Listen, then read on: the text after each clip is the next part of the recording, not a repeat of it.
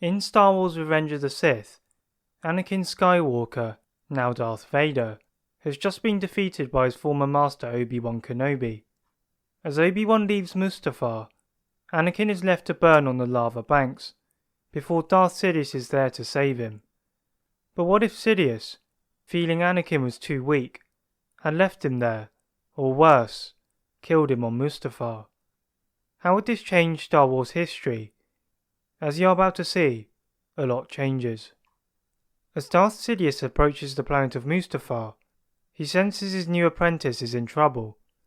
Internally, he curses himself for choosing such an incompetent apprentice. He was powerful, but also far too reckless. Landing on the planet, he could detect the flickering and fading force presence of his apprentice, confirming his suspicions. He could not allow this model of ineptitude to be part of his empire. Seeing Vader's body smouldering near the lava bank, he asks his group of shock troopers to prepare his shuttle.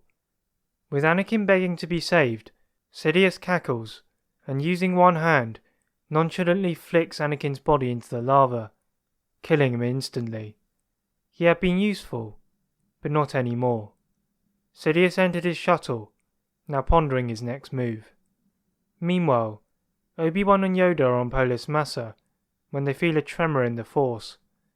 The duo is saddened at the loss of Anakin, but know the hope of balance lies in the hands of the newborn children lying several meters in front of them.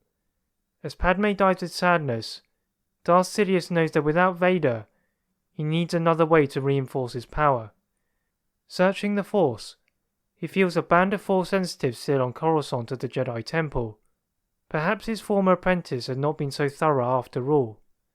Landing on Coruscant, Sidious heads straight to the Jedi Temple, where he sees a group of temple guards and sentinels.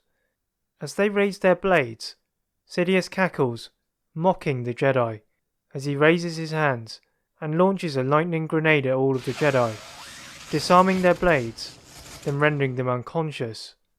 Sidious beckoned his troopers to carry the bodies onto a small starship and head for the planet of Korriban. As the Jedi wake up, they feel a chill, as the dark energy of the planet takes over their senses. As Sidious begins to torture them, they feel the dark side within them grow, and their eyes turn yellow, as Sidious cackled once more. We fast forward to the events in A New Hope, when not a lot has changed, except that without the ruthless killing machine of Vader, the legion of temple guards, now turned inquisitors, has dwindled, leaving Sidious to do more of the work. With no Vader, the rescue of Princess Leia and the destruction of the Death Star occur without the demise of Obi-Wan. Subsequently, this forces Darth Sidious to change his plans. Now noticing that getting rid of Vader may be an error, he decides to complete Darth Plagueis' research. Partially succeeding in manipulating midichlorians, Sidious creates a clone of himself, albeit slightly less powerful, to act as his primary enforcer.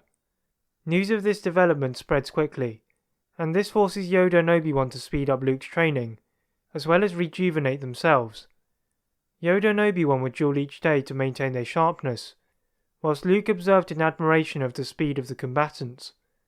Luke would learn all light side abilities, and some darker abilities, as the Jedi sought to teach Luke control and patience. As we move forward to the events in The Empire Strikes Back, Yoda and Obi-Wan announce that Luke is ready to face the two versions of Sidious, and they would be going along with him. Trusting Luke's vision of his friends being in trouble in Bespin, the duo head there, preparing for a trap. As they land, they sense an overwhelming darkness on the planet, engulfing it like a shadow. Docking in one of Cloud City's ports, they quickly sprint over to Luke's friends. Sensing the darkness getting closer, the trio ignite their lightsabers. Out of the shadows emerge Darth Sidious and his clone. On Sidious's orders, the clone would attack Obi-Wan, hoping to eliminate the old man first. Obi-Wan was grateful for the practice he had been doing, as he fended off the clone with his patented Sorisu. Although the clone was not quite on par with Sidious, he made for a formidable foe. Meanwhile, Sidious was using all of his skills to fend off Luke and Yoda.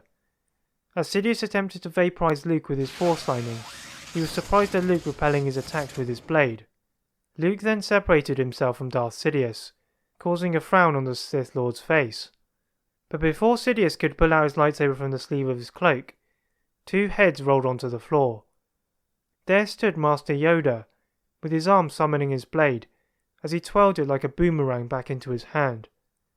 Although Anakin had not directly fulfilled the prophecy of the Chosen One, his son had brought hope and helped to bring balance to the Force. That is it for What If Sidious Killed Anakin on Mustafar. Please like this video and subscribe for more tips, and as always, leave a comment on what if you'd like to see next. Thank you very much for watching, and see you next time.